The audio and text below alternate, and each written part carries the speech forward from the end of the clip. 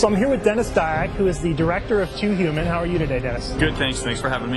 Now, I have a couple questions that we got straight from the community that we're going to have you answer. Okay. AriesDog asks, where does the name Two Human come from?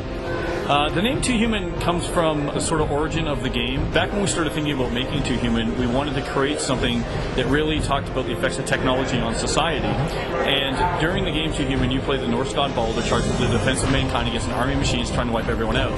The whole sort of theme of the game is they're saying, as a god, you're not cybernetically enhanced enough, you're too human, you need to upgrade yourself further to fight these bigger and badder machines.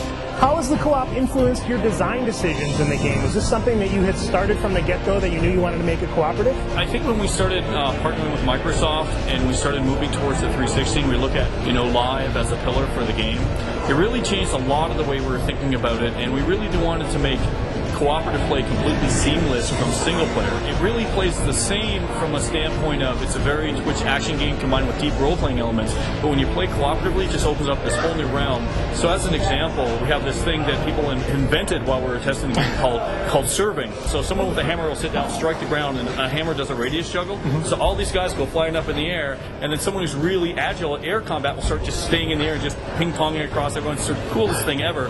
And you really could never do that in single player, but in multiplayer, it's the neatest thing. So it really had just a profound effect on where we took the game, and really combining sort of those deep RPG elements with the action elements really changed it forever. And I think when people play the game, you can watch videos, you can look at screenshots, but there's nothing compared to actually playing it because it really is different. It was decided that the co-op experience was 2 players rather than 4. Why is that? It really came down to the gameplay and what's the best experience we could possibly make for the gamer.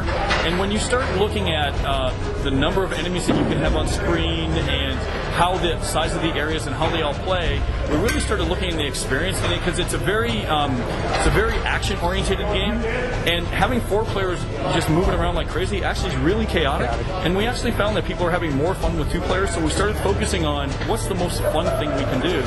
When it comes to a game like this, I can't emphasize how hard and how deep the balancing has to be. We're still balancing.